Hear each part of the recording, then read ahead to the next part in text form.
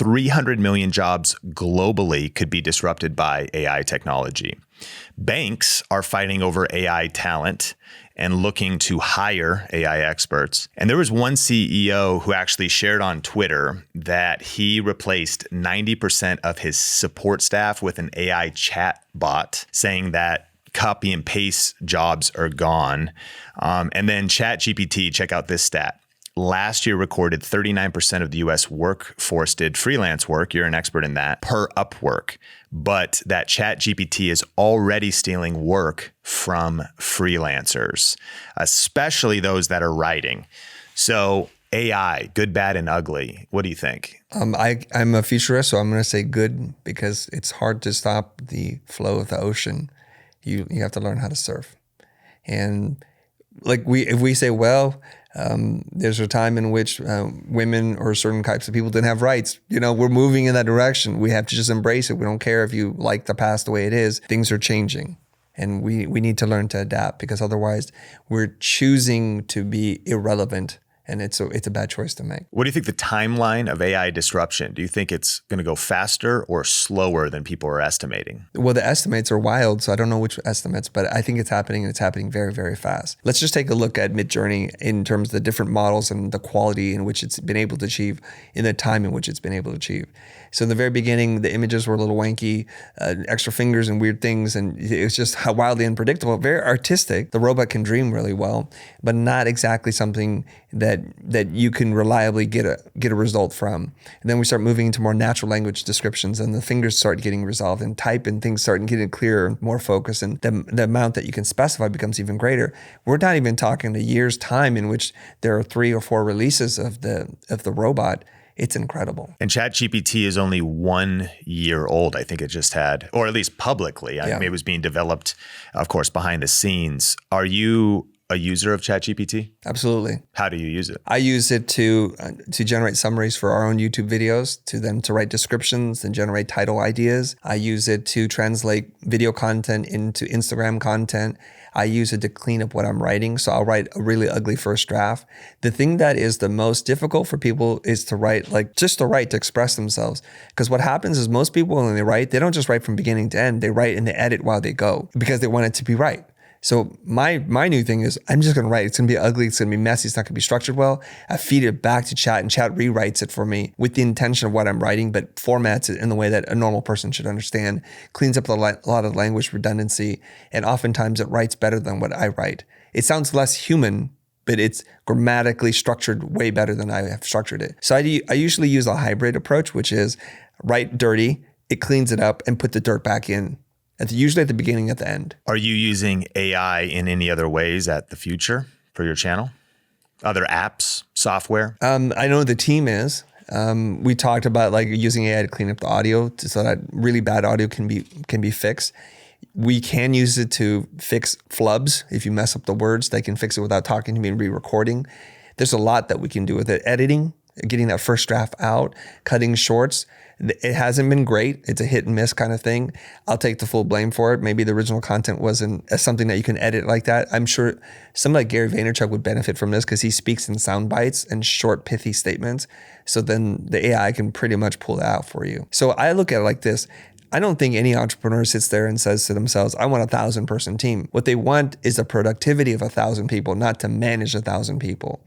So I think and I tell people, we're a 12-person company, but we can act like a 50-person company while working less and doing better work and having a higher quality of life. Who would refuse that? What do you say to, especially as a designer yourself, and you coach a lot of designers, to the moral or ethical implications of AI getting involved in taking out the soul of design? I think the soul, as it relates to design, is a human construct that if I showed you good work, I'm not sure you could tell that a human created or not. I think it's prejudice, mostly, because there's really bad soulful work done by humans and really beautiful non-soulful work made by machines. I think in this age when we can make anything, it becomes a question of why we should make it, not what we can make, or who can make it for us. And so I think we're going to see a whole new rise or the resurgence of skills that I think we used to, and that we would pass up on. For example, art history, history, music history. We need to know our history because we need to be able to make clear references to the machine. It already knows the history. It's that you don't. We're going to see rise in curators and people who have really good sense of style. We know this. Like maybe some people are born with a good sense of style. Maybe it can be refined or you can learn it. But the machine can make lots of things. It doesn't know if it's good or not.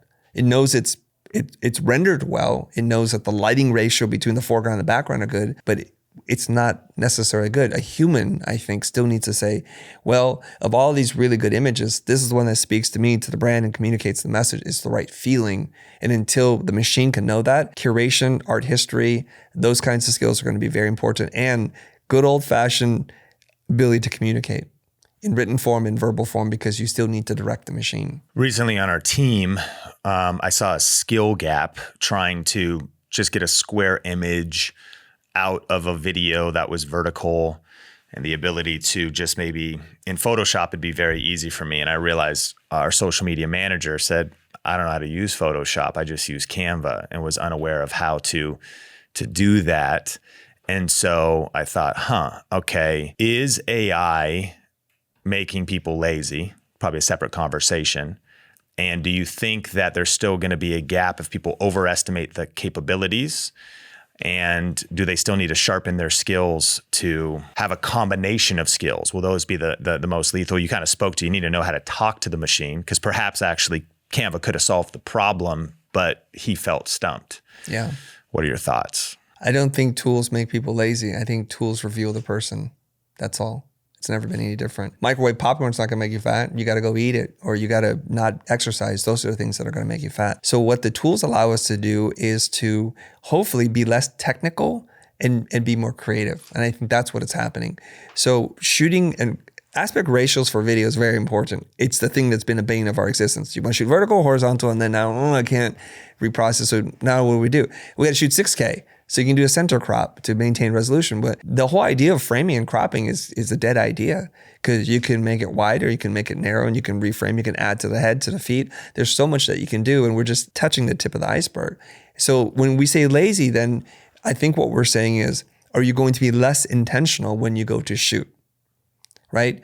Because now you're not thinking about the framing the way you used to, and you're shooting for averages. Like, okay, instead of like getting the shot exactly the way I want, I shoot a little wider than I think I need. It's not as flattering for the person. I shoot a little flatter than I need, and then I'll use the machine to fix it. But I think it's just another crown in the box of tools that we get to use. And the analogy I love to make is my brother, who's a software engineer, tells me this. He goes, you use Adobe Illustrator, right? Would that make you lazy by using Illustrator? I'm like, why would you say that? It's still very difficult to do these drawings. Well, he says, Adobe Illustrator is built on the PostScript language. As a software engineer, I'm writing the code to make the image. Would you like to learn how to do the code, you lazy bastard? Of course I wouldn't. We use tools to enhance human creativity and productivity, if it can enhance it.